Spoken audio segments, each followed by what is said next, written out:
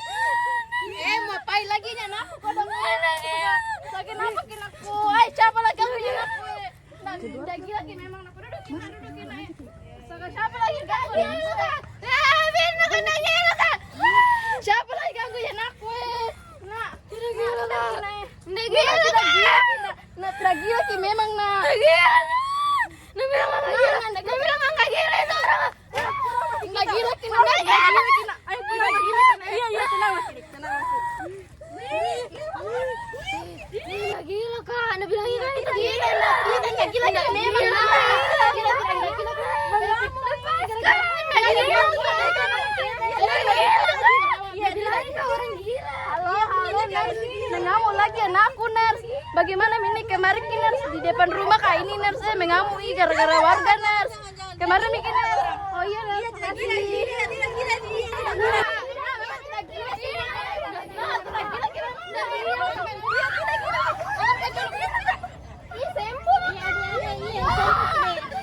Ayo deh, sembuh tidak gila. Tidak mau nak rumah sakit tidak sabar kina.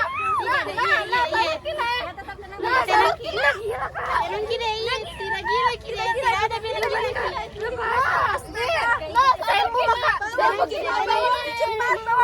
Lepas kak. Siapa ini? Gila kak. Tenang tidak gila kita. Tidak mau kak masuk rumah sakit lagi. Tidak masuk rumah sakit. Tidak gila gitu. Tenang kita.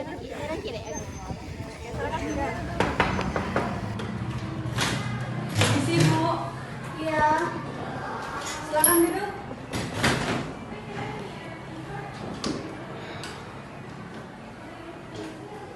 Iya, ada yang bisa saya bantu? Oh iya Ibu, jadi begini. Nah kami sebelumnya perkenalkan kami perawat dari Rumah Sakit Melati. Nama saya Hijriana dan saya adalah di sini.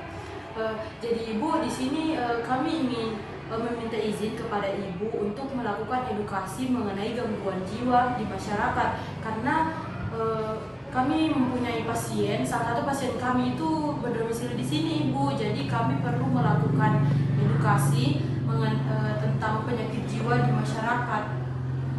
Iya betul Ibu. Jadi kira-kira kapan kalian bisa melakukan edukasinya? Kalau dari saya sih bisa, cuman kalau untuk hari ini itu tidak memungkinkan. Saya mungkin bisa jadwalkan besok jam 9, nanti saya kumpulkan warga saya di balai desa. Oh, baik Ibu. Jadi besok kami datang jam 9 di balai desa ya? Iya, nanti saya kumpulkan jam 9. Oke. Baik Bu, mungkin nanti akan saya hubungi ya untuk konfirmasi kembalinya. Iya, saya tunggu ya.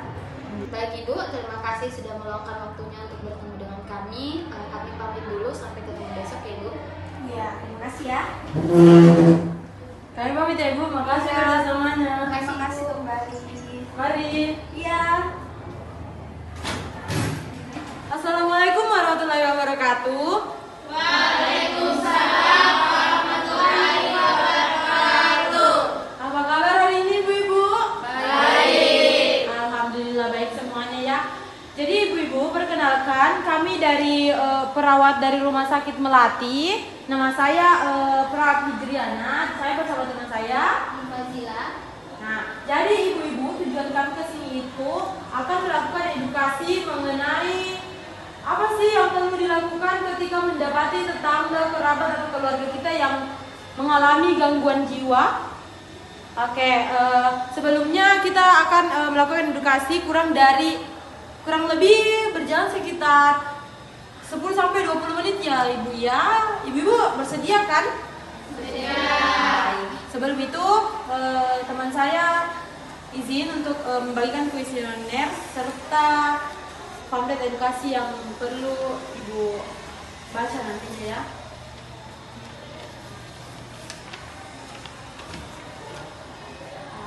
Oke, ini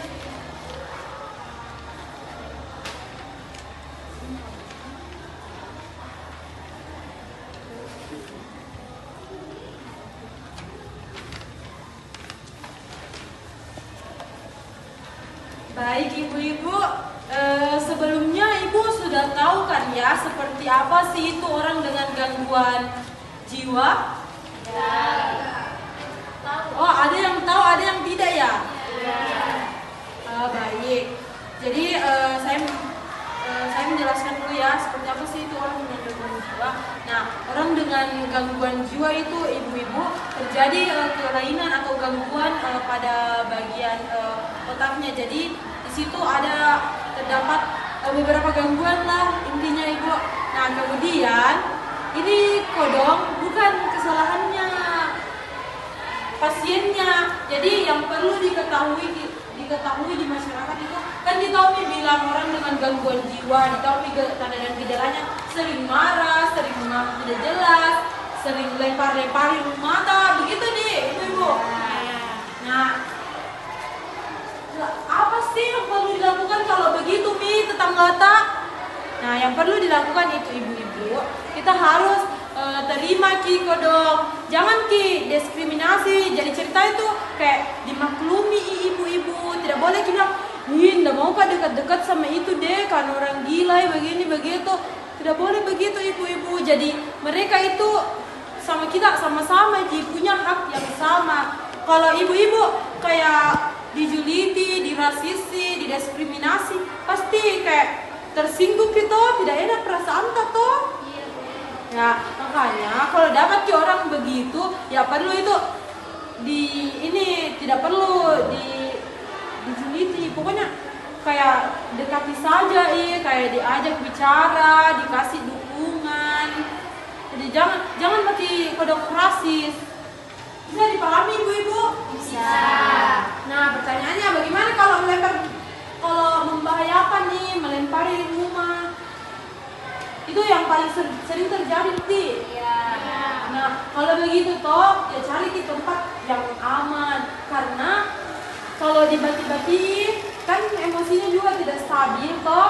Kalau dibati-bati itu tidak bakal dengar ibu, kayak jadi percuma saya bicara. Jadi sebaiknya kita cari tempat yang aman, kemudian cari bantuan. Jangan kayak juga langsung dipukuli kodong, jangan langsung pasung Alangkah baiknya dilaporkan ke keluarganya atau dilaporkan pada pihak-pihak keamanan. Jadi intinya itu kita tidak boleh judge, kita tidak boleh mengadili orang dengan gangguan jiwa tersebut karena kan kurang bukti dan percuma kita lakukan itu, percuma dibicaraai, percuma dia juga marah-marah karena dia tidak bakal mengerti karena ada gangguannya.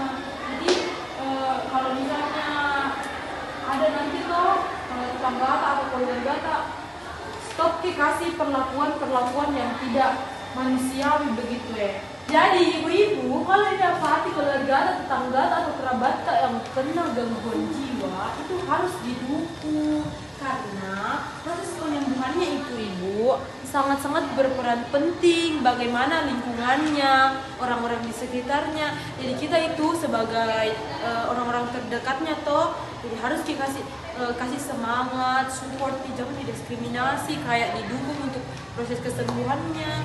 Jadi nggak usah dihakimi, sangat-sangat gampang sih sebenarnya. Yang penting kita ini mau bekerja sama. Jadi intinya tuh kita harus melakukan ini selayaknya manusia yang normal karena dia juga punya hak yang sama dengan kita semua. Jadi kan, tadi sudah saya jelaskan sebelumnya toh apa-apa saja yang perlu dilakukan dan apa yang tidak. Saya pikir penjelasan ini cukup ya ibu-ibu untuk kita menambah pengetahuan dan wawasan mengenai apa yang harus dilakukan ketika menemui orang dengan gangguan jiwa. Baik ibu-ibu, untuk itu saya rasa sudah cukup ya. Ada yang kurang dimengerti di sini atau paham semua Ji? Oke, baik. Saya harap kerjasamanya ya ibu. Baik, untuk itu terima kasih karena telah meluangkan waktunya untuk bisa hadir. dalam edukasi kita hari ini. Semoga ilmunya bermanfaat dan bisa diterapkan di kehidupan sehari-hari, Ibu. Kalau begitu kita cukupkan pertemuan kita sampai di sini ya, Ibu. Baik, lebih dan kurangnya saya mohon maaf ya. Kalau gitu saya pamit. Sampai jumpa kembali. Assalamualaikum warahmatullahi wabarakatuh. Waalaikumsalam warahmatullahi wabarakatuh.